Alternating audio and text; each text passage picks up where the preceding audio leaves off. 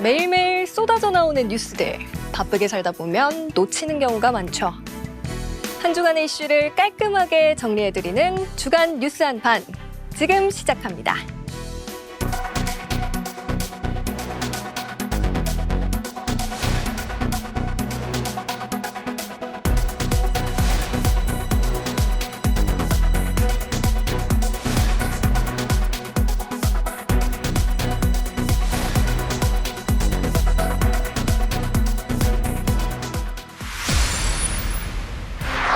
서희초 3학교사 49제였던 4일 월요일, 공교육 멈춤의 날을 선언한 교사들이 전국 각지에서 추모 집회를 열었습니다.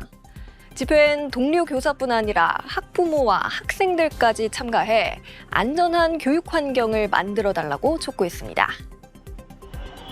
검은색 상하이에 검은색 마스크를 쓴 교사들이 국회 앞 대로를 가득 메웠습니다.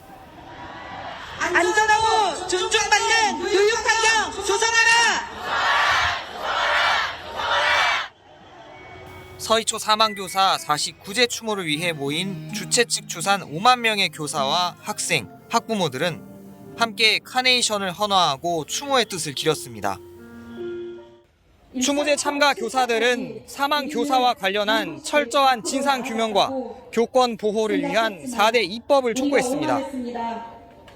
우리가 생기부 기재를 빌미로 학생들의 영혼 없는 복종을 받겠다고 했나요? 우리는 서로 존중하고 안전하게 배울 수 있는 교육 환경을 원합니다. 추모 행사는 대구, 광주, 부산, 제주, 인천, 충북 교육청 등 전국 교육청, 서울교대, 경인교대, 춘천교대, 한국교원대 등 전국 교육대학에서 함께 열렸습니다. 일부 초등학교에서는 교사들의 결혼 규모를 미리 파악하지 못해 수업 공백이 발생한 것으로 나타났습니다. 아침에 다 갑자기 거의 인원의 80% 이상의 선생님들이 병가를 꺼놓고 안 나오신 상태거든요. 그래서 아이들은 지금 방치되어 있는 상태고요. 저희 교실에 TV 틀어놓고 방치되어 있는 상태. 앞서 교육부는 30여 개 학교가 재량 휴업을 할 예정이며 수업에 큰 혼란은 없는 상황이라고 밝혔지만 실제로는 10,000명 이상의 교사가 연가 또는 병가를 쓴 것으로 알려졌습니다. 이에 일부 학교는 통합 수업을 하거나 대체 시청각 교육을 실시한 것으로 알려졌습니다. 연합뉴스TV 김장현입니다. 한편 서희초등학교에선 숨진 교사를 위한 49제 추모제가 열렸습니다. 추모식엔 이주호 부총리 겸 교육부 장관을 비롯한 교육부 관계자들과 숨진 교사의 유가족들이 참석했는데요. 교사들에게 집회 참석 대신 학생들의 곁을 지켜달라고 당부했던 이주호 장관. 추모식에선 현장에 계신 선생님들의 목소리에 귀 기울이겠다고 말했습니다. 이튿날 교육부는 공교육 멈춤의 날에 연가, 병가를 낸 교사들을 징계하겠다는 기존 입장을 철회했습니다.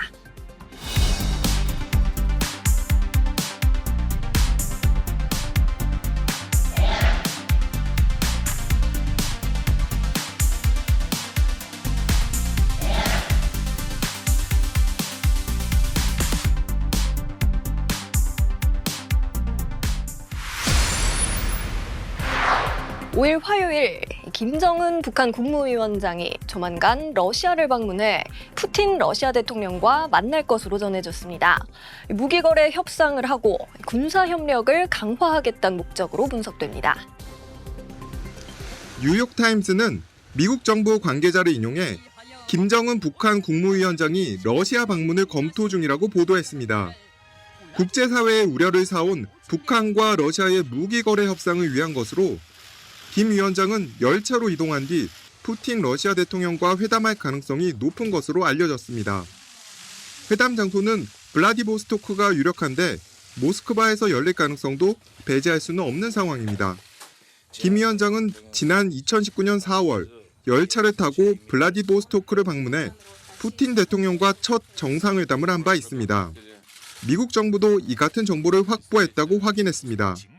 그러면서 지난 7월 쇼이구 러시아 국방장관의 방북 때 북한과 러시아의 정상급 접촉이 논의됐음을 우회적으로 내비쳤습니다. 미 정부 관계자는 북한은 러시아에 탄약과 대전차 미사일 등을 주고 대신 핵추진 잠수함에 사용되는 첨단 기술의 이전과 식량 지원을 요청할 수 있다고 전했습니다.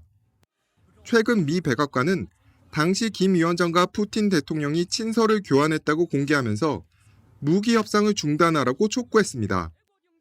And we urge the DPRK to cease its arms negotiations with Russia and abide by the public commitments that Pyongyang has made to not provide or sell arms to Russia. 미국은 북한과 러시아의 어떤 무기 거래도 유엔 안보리 결의 위반이라는 기존 입장을 재확인하며 러시아가 북한 등 다른 나라들로부터 군사 장비를 확보하려는 시도를 계속 찾아내 대응하겠다고 경고했습니다. 뉴욕에서 연합뉴스 이지연입니다. 한편 인도네시아 자카르타에서 열린 한 아세안 정상회의에 참석 중이었던 윤석열 대통령. 비공개 회의 중 북한과 러시아를 겨냥해 국제사회의 평화를 해치는 북한과의 군사협력 시도는 즉각 중단돼야 한다고 말했습니다. 윤 대통령은 북한의 핵미사일 위협은 국제 비확산 체제에 대한 정면 도전으로 규정하고 북한 비핵화를 위한 아세안 국가들의 공조를 요청했습니다.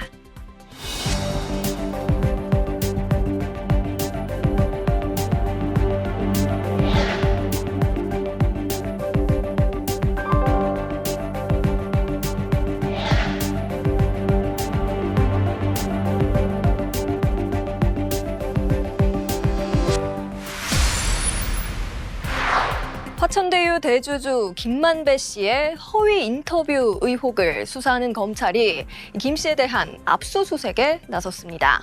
수사가 확대되는 모양새인데 다만 법원은 김 씨에 대한 추가 구속영장은 발부하지 않았습니다.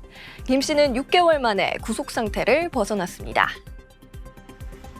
김만배 씨가 대주주인 회사 화천대유 사무실에 검찰 수사관들이 들어갑니다. 검찰이 허위 인터뷰 의혹과 관련해 김 씨의 집과 사무실에 대한 압수수색에 나선 겁니다. 검찰은 앞서 김 씨에 대해 추가 구속영장 발부를 법원에 요청했는데 법원에서 김 씨가 허위 인터뷰를 종용했다고 의심되는 정황을 공개하기도 했습니다. 검찰은 김 씨가 남욱 씨에게도 우리는 이재명과 한 배를 탔다. 이재명이 살아야 우리도 산다며 천화동인 실소유주 그분은 이 대표가 아니라고 말하라고 시켜 실제로 보도가 나갔다고 밝혔습니다. 천화동인 6호 실소유주 조우영 씨에게도 JTBC를 상대로 비슷한 내용으로 인터뷰를 하게 했고 또한 당시 JTBC 기자가 왜곡 보도를 냈다고 강조했습니다. 하지만 법원은 검찰이 주장한 추가 구속 필요성을 받아들이지 않았고 김 씨는 지난 3월 범죄 수익 은닉 혐의로 재구속됐다가 6개월 만에 구속 상태를 벗어났습니다. 대선 국면을 어떻게 바꾸려는 그런 의도는 없으시다고요? 제가 그렇게 능력 있는 사람은 아닙니다. 검찰은 법원의 결정에 대해 증거인멸이 저질러졌고 향후 또 다른 인멸 우려가 있는 만큼 법원의 결정은 납득하기 어렵다고 반발했습니다. 검찰은 인터뷰 경위는 물론 배후 세력에 대한 수사를 이어갈 방침인데 김 씨가 대장동 본류 사건 조사 때부터 각종 혐의들을 줄곧 부인해온 만큼 난항이 예상됩니다. 연합뉴스 TV 이동훈입니다.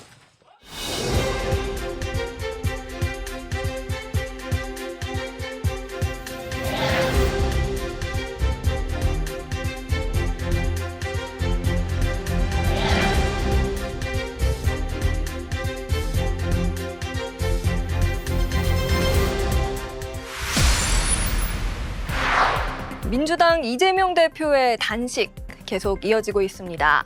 당 인사들의 격려 방문이 계속됐지만 국민의힘은 진짜 단식하는 게 맞냐고 냉담한 반응을 보였습니다. 여당 의원으론 처음으로 태영호 의원이 농성장을 찾았는데 소란으로 끝났습니다.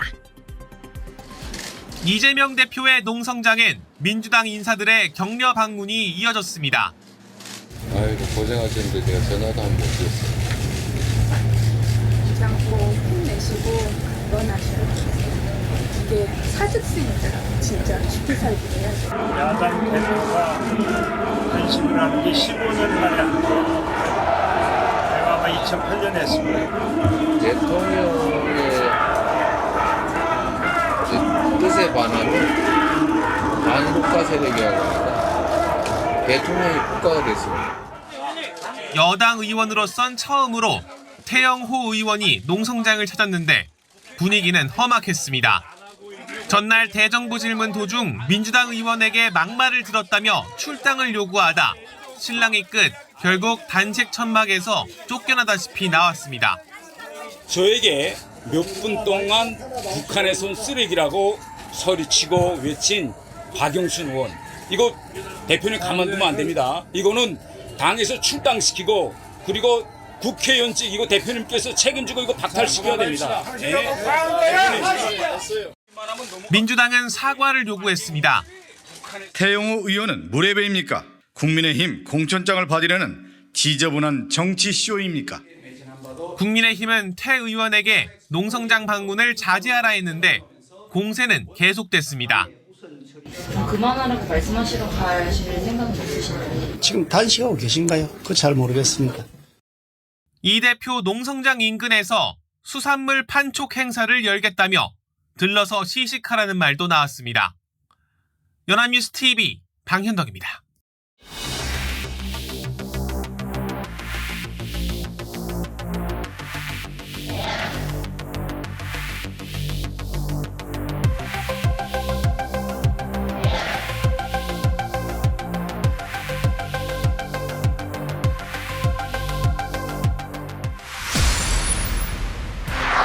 중국 정부가 자국 내 비료업체 일부에 요소 수출 중단을 지시했다는 외신 보도가 나왔습니다. 우리나라는 중국산 요소의 주요 수입국이죠.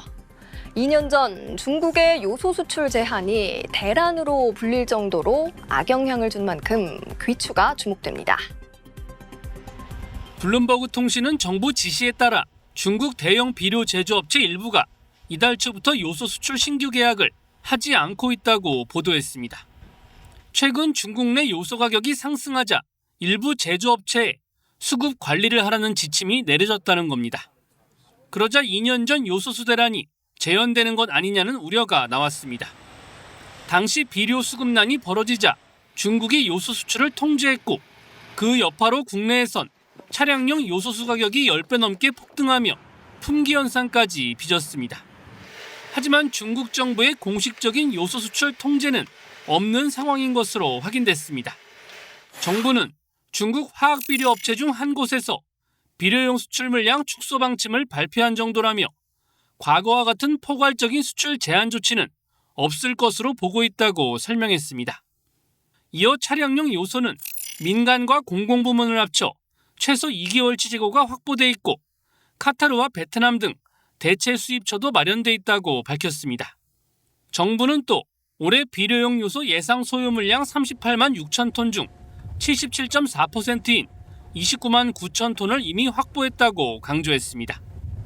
여기에 비료 완제품 재고량도 25만 톤이 넘는 만큼 행여 중국 정부가 수출 통제에 나서더라도 국내 수급에는 큰 문제가 없을 것이라고 설명했습니다.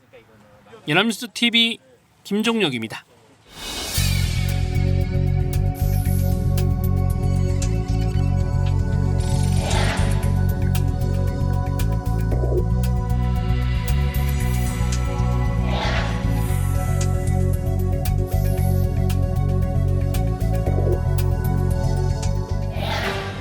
시끌벅적 국회가 차분해진 순간, 이번 주 대정부 질문에서 화제가 된 장면입니다.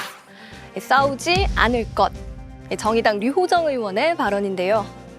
국회 출석한 한덕수 총리와 정치보건 방안 등에 대해 논의한 류 의원. 공언한 대로 싸움 없이도 이견을 주고받을 수 있다는 걸 보여주며 호평을 받았습니다. 싸우지 않겠다는 말이 빛을 발한 그 뒤엔 싸움으로 얼룩진 오늘의 국회가 있겠지요. 실제로 이번 대정부 질문 기간 연일 반국가 행위, 극우 유튜버 정권 같은 비난의 말과 함께 이념 논쟁이 이어졌습니다. 그 사이 여도 야도 싫다는 중도층은 32%로 역대 최고 수준을 기록했습니다. 강성 지지층만 바라보는 극단의 정치에 지쳐가는 국민이 많다는 뜻. 이들을 끌어안을 방법, 확실한 건 지금 같은 소모적인 싸움으론 안 된다는 거겠죠. 저희는 다음 주 토요일에도 깔끔한 정리로 찾아오겠습니다. 지금까지 주간 뉴스 한판이었습니다.